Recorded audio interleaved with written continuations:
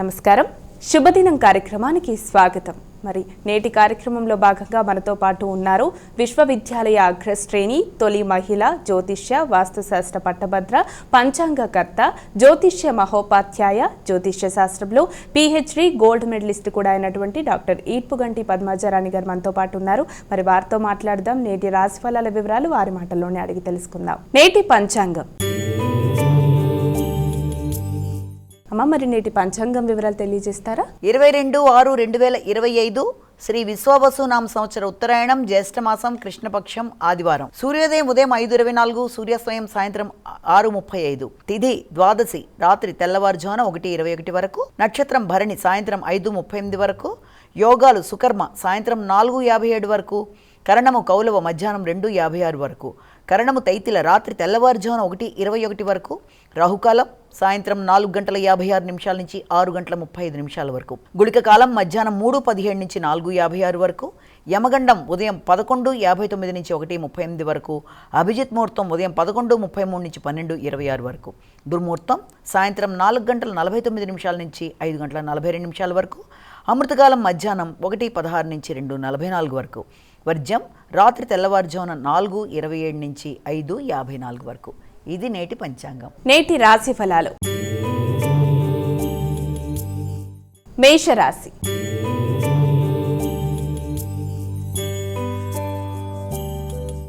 అమ్మ, ఇక మొదటి రాశి అయినటువంటి మేషరాశి వారికి నేటి రాశి ఫలాలు ఏ విధంగా ఉన్నాయి? వీరు ఎటువంటి జాగ్రత్తలు తీసుకోవాలి? మేషరాశిలోకి వచ్చే నక్షత్రాలు తెలుసుకున్నట్లయితే అశ్విని 4 పాదాలు, భరణి 4 పాదాలు, కృత్తిక 1వ పాదం కలిపి మనం మేషరాశిలోకి తీసుకుంటాము. మేషరాశి వారికి ఈ రోజున ప్రయత్నించిన కార్యక్రమాలు చాలా ఉల్లాసంగా ఉత్సాహంగా మొదలుపెట్టుకుని వాటిని సంపూర్ణంగా చేసుకోవడానికి అన్ని విధాల ప్రయత్నం చేస్తారు. కృషితో అనుకున్న ఫలితాలు సాధిస్తారు. ఆగుతూ వచ్చిన పనులన్నీ కూడా ఒకందుకు కొంత ముందుకు వెళ్ళే అవకాశాలు లాంటివి ఎక్కువగా కనబడుతున్నాయి. తల్లి కుటుంబ సభ్యులతో కలిపి చక్కటి వాతావరణంలో ఈ రోజున కొన్ని నిర్ణయాలు తీసుకోవడం, వృత్తిపరమైన ఎదుగుదల కొరకు చాలా చక్కగా కృషి చేస్తూ ముందుకు వెళ్ళడానికి చేసే ప్రయత్నాలు మొదలైనవన్నీ కూడా చాలా వరకు అనుకూలంగా ఉంటాయి. వృషభ రాశి.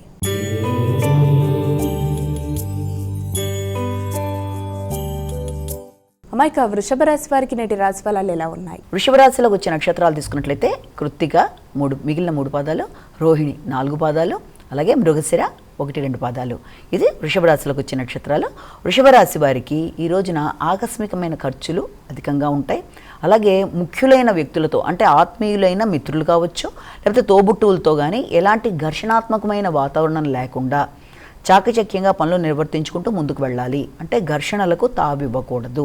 అలాగే దాంతోపాటుగా శ్రమ అనేది అధికంగా ఉంటుంది. ప్రయాణాలు, దగ్గర ప్రయాణాల వల్ల కూడా కొంత అలసట అనేది అధికంగా ఉంటుంది. కాబట్టి ఆ విషయాల్లో తగిన జాగ్రత్త, తగిన రెస్ట్ తీసుకుంటూ ముందుకు వెళ్ళాలి. అలాగే దీర్ఘకాలిక పెట్టుబడుల కొరకు కూడా ఆలోచనలు అధికం చేస్తారు. ఆ విషయంలో కూడా వీలైనంతవరకు ఖర్చులని ఆలోచించుకొని దాని ప్రకారం ముందుకు వెడుతూ చేసినట్లయితే అనుకున్న కార్యక్రమాలు కొంతవరకు మీకు అనుకూలంగా ఉంటాయి. మిథున రాశి.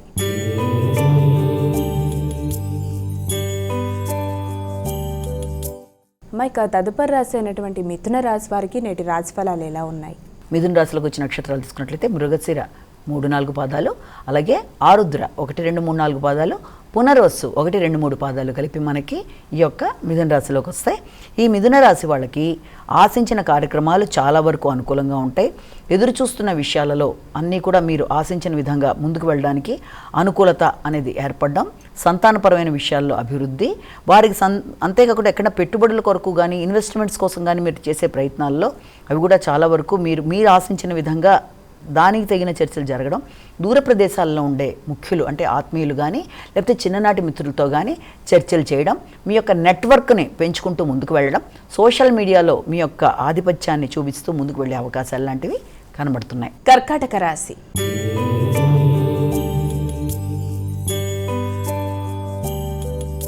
అమ్మాయి కర్కాటక రాశి వారికి నేటి రాశి ఫలాలు ఎలా ఉన్నాయి? ఈ కర్కాటక రాశిలో అతి ప్రధానంగా మనకి ఈ యొక్క పునర్వసు 4వ పాదం, పుష్యం 4 పాదాలు, అలాగే ఆశ్లేష 1-2-3-4 పాదాలు కలిపి కర్కాటక రాశి అంటాము. ఈ కర్కాటక రాశి వాళ్ళకి ముఖ్యమైన కార్యక్రమాల్లో, అంటే ఏదైనా ఒక ప్రయత్నం చేస్తే ఒక ముఖ్యమైన కార్యక్రమంలో ఈ రోజున అది చాలా వరకు అనుకూలత ఉన్నప్పటికీ కూడా శ్రమతో కూడిన అనుకూలత అనేది ఏర్పడే అవకాశం ఉంది.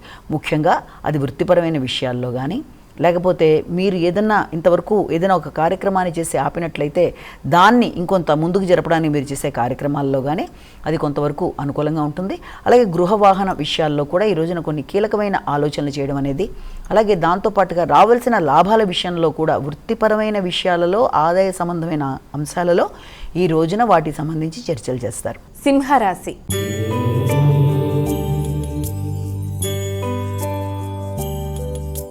మైక తదుపరి రాశి అయినటువంటి సింహరాశి వారికి నేటి రాశి ఫలితాలు ఏ విధంగా ఉన్నాయి? మఖ, పుబ్బ, ఉత్తర ఒకటో పాదం. ఈ యొక్క సింహరాశి వాళ్ళకి దూర ప్రయాణాలకు అవకాశం ఉంది.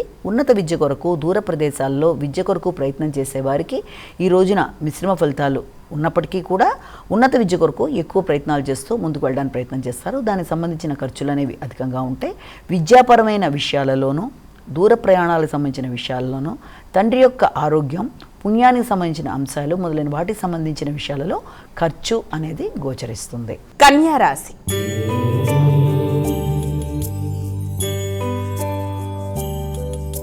అమ్మాయిక తదుపరి రాశి అయినటువంటి కన్యా రాశి వారికి నేటి రాశి ఫలాలు ఎలా ఉన్నాయి? కన్యా రాశిలోకి వచ్చిన నక్షత్రాలు తీసుకున్నట్లయితే ఉత్తర, హస్త, చిత్తలో 1-2 పాదాలు ఇదంతా కలిపి మనకి కన్యా రాశి.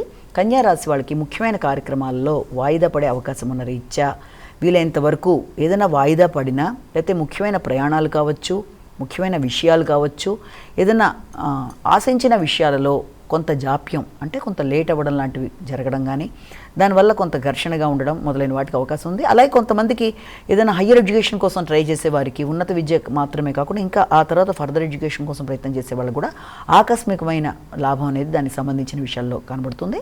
అలాగే మాటలతో ఘర్షణ రాకుండా తగిన విధంగా జాగ్రత్తలు తీసుకుంటూ ముందుకు వెళ్ళాలి. ఆరోగ్య సంబంధమైన విషయాల్లో కూడా తగిన విధంగా శ్రద్ధ తీసుకుంటూ ముందుకు వెళ్ళినట్లయితే సమస్యల్ని అధిగమించడం అనేది సులభతరంగా ఉంటుంది. తులారాశి.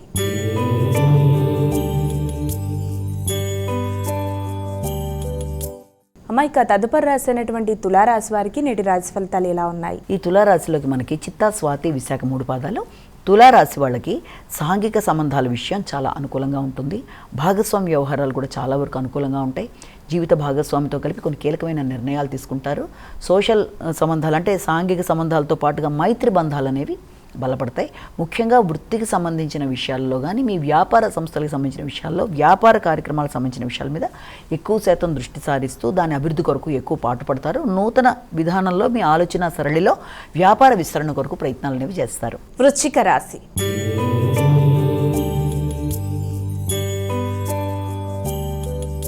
అమ్మాయిక తదుపరి రాశి అయినటువంటి వృశ్చిక రాశి వారికి ఈరోజు రాశి ఫలాలు ఎలా ఉన్నాయి? ఈ వృశ్చిక రాశిలో అతి ప్రధానంగా మనకి ఈ యొక్క వచ్చే నక్షత్రాల్లో కూడా మనకి విశాఖ, అనురాధ, జ్యేష్ఠ ఇవన్నీ కూడా మనకి వృశ్చిక రాశిలోకి వచ్చే నక్షత్రాలుగా తీసుకుంటాం కనుక వృశ్చిక రాశి వాళ్ళకి ముఖ్యంగా ఇతరులతో భేదాలు రాకుండా జాగ్రత్త పడాలి. ఆరోగ్య సంబంధమైన విషయాల్లో జాగ్రత్తలు తీసుకోవాలి. శ్రమతో అనుకున్న ఫలితాలు సాధించడానికి ఎక్కువ శాతం కృషి చేస్తూ ముందుకు పెడతారు. అధిక శ్రమతో ఆశించిన ఫలితాలు సాధిస్తూ ముందుకు వెళ్ళడానికి ఎక్కువ గట్టిగా కృషి చేస్తూ ముందుకు వెళ్ళే అవకాశాలు లాంటివి కనబడుతున్నాయి. అలాగే రోగనిరోధక శక్తిని పెంచుకోవాలి. దాంతోపాటుగా ఆగుతూ వచ్చిన పనులు కొంత ఎక్కువ శ్రమతో వాటిని పూర్తి చేయడానికి ప్రయత్నం చేయడం అనేది ఒకటి అధికంగా ఉంటుంది. అలాగే కుటుంబ సభ్యుల ఆరోగ్య విషయంలో కూడా ఎక్కువ శాతం శ్రద్ధ తీసుకుంటారు. కంటి ఆరోగ్య విషయంలో కూడా తగిన శ్రద్ధ తీసుకుంటూ ముందుకు వెళ్ళాలి. ధనుస్సు రాశి.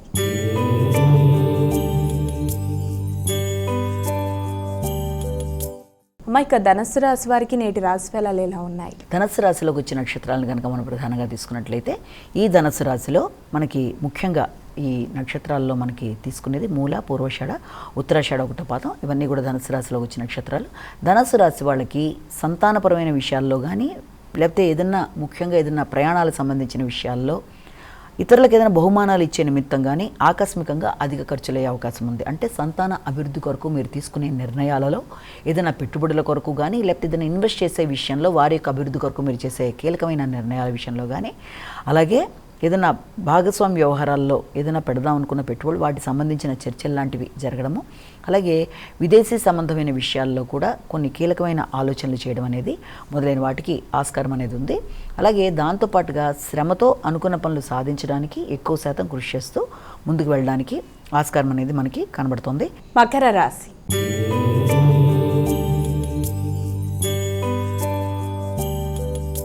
అమ్మ, ఇక తదుపరి రాశి అయినటువంటి మకర రాశి వారికి ఈరోజు ఎలా ఉంది? మకర రాశిలోకి వచ్చే నక్షత్రాలను మనం ప్రధానంగా తీసుకున్నట్లయితే మకర రాశిలో ఉత్తరాషాఢ 2, 3, 4 పాదాలు, అలాగే శ్రవణం, ధనిష్ట 2 పాదాలు, ఇవన్నీ కూడా మనకి మకర రాశిలోకి వచ్చే నక్షత్రాలు. మకర రాశి వాళ్ళకి ఈ రోజున ముఖ్యమైన విషయాలు చాలా వరకు అనుకూలంగా ఉంటాయి. ఆగుతూ వచ్చిన పనులు అనుకూలంగా ముందుకు పెడతాయి. ముఖ్యంగా గృహ వాహన విషయాలు అనుకూలంగా ఉంటాయి. గృహ వాతావరణం కొంత ప్రశాంతత లోపిస్తున్నట్టున్నా కూడా దాన్ని మీ చాకీక్యంతో అనుకూలంగా మార్చుకుంటారు. విద్యాపరమైన విషయాలు చాలా చక్కగా అనుకూలంగా ఉంటాయి. విద్యార్థులకు విద్యా సంబంధమైన విషయాలలో అనుకున్న ఫలితాలు వచ్చే అవకాశాలు ఉన్నప్పటికీ అది కొంత మిశ్రమ ఫలితాలు అవ్వడానికి కూడా అవకాశాలు లాంటివి కనబడుతున్నాయి. అలాగే దాంతోపాటుగా వృత్తిపరమైన విషయాలలో నూతన వృత్తుల కొరకు చేసే ప్రయత్నాలలో మీరు కొన్ని కీలకమైన నిర్ణయాలు తీసుకోవడం, వృత్తి మార్పు కొరకు చేసే ప్రయత్నాలలో కానీ స్నేహితుల యొక్క సలహా సంప్రదింపులతో నూతన వృత్తుల కొరకు ప్రయత్నాలు అనేవి అధికంగా చేసే అవకాశాలు లాంటివి కనబడుతున్నాయి. భాగస్వామి వ్యవహారాలు కూడా చాలా వరకు అనుకూలంగా ఉంటాయి. కుంభరాశి.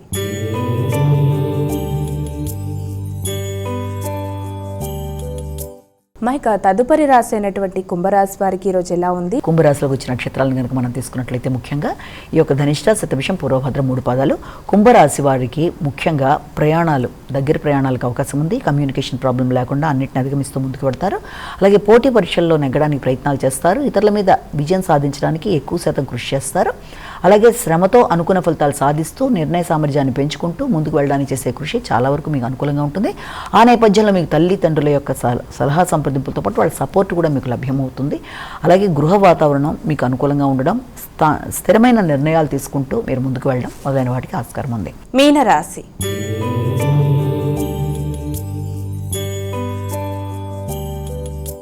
అమ్మాయిక చివరి రాశి అయినటువంటి మీనరాశి వారికి ఈరోజు ఎలా ఉంది? మీన రాశిలోకి వచ్చిన నక్షత్రాలను కనుక మనం తీసుకున్నట్లయితే ముఖ్యంగా పూర్వభద్ర 4వ పాదం, ఉత్తరభద్ర 4 పాదాలు, రేవతి 4 పాదాలు. ఈ యొక్క మీనరాశి వాళ్ళకి ముఖ్యమైన విషయాలలో అంటే సంతాన సంబంధమైన విషయాలు కానీ, ఇన్వెస్ట్మెంట్కి సంబంధించిన విషయాలు కానీ, మీ క్రియేటివిటీకి సంబంధించిన విషయాల్లో కానీ చాలా వరకు మీకు అనుకూలంగా ఉంటుంది. మీరు అనుకున్న విధానంగానే పనులు ముందుకు వెళ్ళడం, అలాగే కుటుంబ సభ్యుల యొక్క సహకారం బాగుండడం, ముఖ్యంగా తోబుట్టువుల యొక్క సహకారంతో కూడా అనుకున్న పనులు సాధించుకుంటూ ముందుకు పెడతారు. చక్కగా మాట్లాడి అనుకున్న పనులను నిర్వర్తించుకుంటూ అందరి మన్ననలు పొందుతూ ముందుకు వెళ్ళడానికి ఆస్కారం కూడా ఉంది. అయినప్పటికీ కూడా కొందరితో అనుకోని వైరం వచ్చే అవకాశం ఉంది కనుక వీలైనంత వరకు ఏదైనా విభేదాలు వచ్చే అవకాశం ఉన్నట్లుగా కనబడినట్టయితే దాన్ని అధిగమించే ప్రయత్నాలు లాంటివి చేసుకుంటూ ముందుకు వెళ్ళాలి.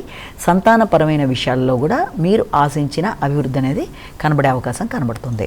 అమ్మాయిక ద్వాదశ రాశుల వారందరూ కూడా పాటించడానికి వీలుగా ఉన్నటువంటి పరిహారం ఏదైనా తెలియజేస్తారా? తప్పనిసరిగా అందరూ తమ ఇష్టదైవాన్ని ప్రార్థించుకుంటూ ముందుకు వెళ్ళడం అనేది ఒక విధానం అయితే, దాంతోపాటుగా సమయము, ఆసక్తి అన్నీ కూడా మీకు అనుకూలంగా ఉన్నట్లయితే తప్పకుండా ఈ రోజున సూర్యనారాయణ స్వామికి సంబంధించిన శ్లోకాలు పఠించడం, అలాగే సూర్యనారాయణ స్వామికి సంబంధించిన ఏదైనా నవగ్రహ దేవాలయానికి వెళ్ళడం కూడా చాలా వరకు అనుకూలంగా ఉంటుంది.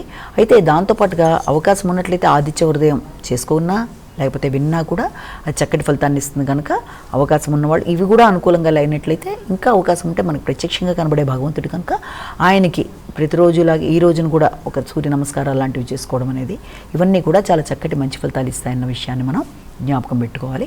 అలాగే చెప్పిన రాశి ఫలితాలని కేవలం ఒక వ్యక్తిని ఉద్దేశించి చెప్పలేదు కనుక అన్ని తమకే వర్తిస్తాయని అనుకోకుండా ప్రతి వ్యక్తి తమ వ్యక్తిగత జాతకాలతో కలిపి చూసుకుంటూ ముందుకు పెడుతున్నప్పుడు గోచారీత్యా ఎదురుతున్న చిన్నపాటి సమస్యలు ఏదైనా ఉన్నప్పటికీ కూడా వాటిని తమ వ్యక్తిగత జాతకంతో కలిపి చూసుకుంటున్నప్పుడు నడుస్తున్న దశ అంతర్దశలతో చూసుకున్న సమయంలో దాంట్లో ఏదైనా మీకు మంచిగా దశలు నడుస్తున్నప్పుడు ఈ గోచారీత్యా నడుస్తున్న దశల్లో ఏదైనా చిన్నపాటి సమస్యలున్నా ఈ చిన్నపాటి పరిహారాలు చేసుకుంటూ ముందుకు వెళ్ళినట్లయితే సమస్యలను అధిగమించగలరన్న విషయాన్ని మనం జ్ఞాపకం చేసుకోవాలి. నేటి విశిష్టత.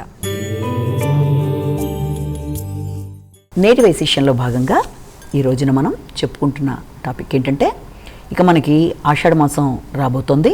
ముఖ్యంగా ఆషాఢ మాసం అనగానే మనకి ముఖ్యంగా గుర్తొచ్చేది అందరికీ కూడా చాలా సంస్కృతి సంప్రదాయాలు, తెలంగాణకి రాష్ట్ర పండుగైన బోనాలు. బోనాలు అనేది ఈ సంవత్సరం మనకి 26వ తారీఖు నుంచి వీళ్ళు మొదలు పెడుతున్నారు. ముఖ్యంగా గోల్కొండ జగదాంబిక దగ్గర నుంచి ఆ రోజున బోనం మొదలు పెడుతున్నారు.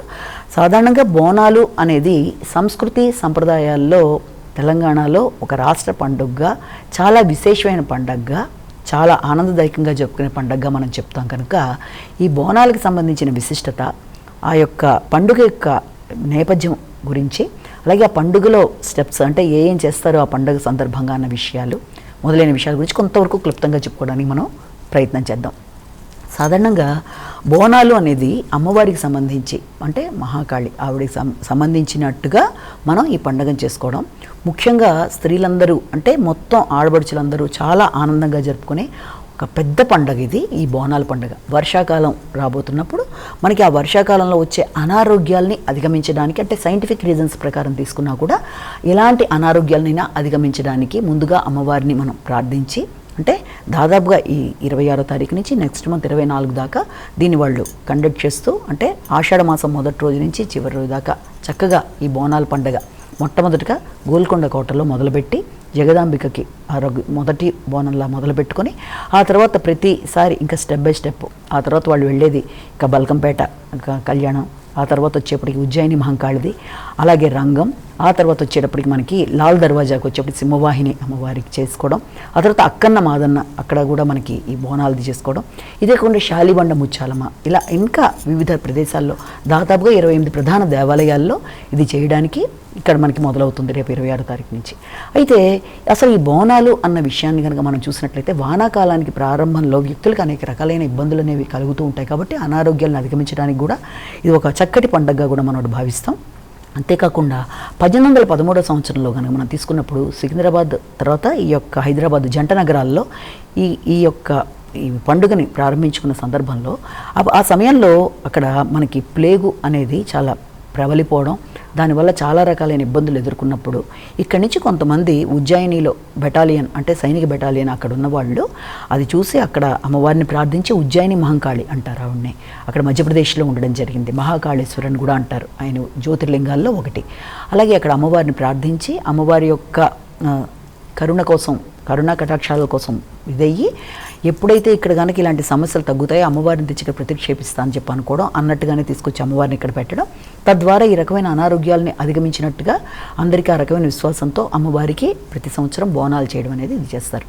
సాధారణంగా ఈ బోనాల పండుగ అనే విషయం వచ్చేప్పటికి ఏం చేస్తారంటే ఆడవారందరూ కూడా ఒక చక్కగా ఒక మట్టి కొత్త కుండలో కానీ లేకపోతే ఇత్తడి దాంట్లో కానీ అన్ని రకాలుగా, అంటే దాంట్లో పాలు బెల్లం దాంతోపాటుగా అది అన్నంలా ఉండి పాలు బెల్లంతో కలిపి దానికి పైన చుట్టూ కూడా అంటే ముగ్గు, తర్వాత ఏమంటే పసుపు కుంకుమ సింధూరంలాగా ఇవన్నీ చేసి వేపాకులు పెట్టి, తర్వాత దాని మీద కూడా ఒక చిన్న దీపం లాంటిది పెట్టి ఆ దీపంతో అమ్మవారి దగ్గరికి వీరు వెళ్ళి అక్కడ అమ్మవారికి చీర గాజులు మొదలైన సమర్పించి ఆ రకంగా ఇది చేస్తారనమాట అమ్మవారి దగ్గర పెట్టడం.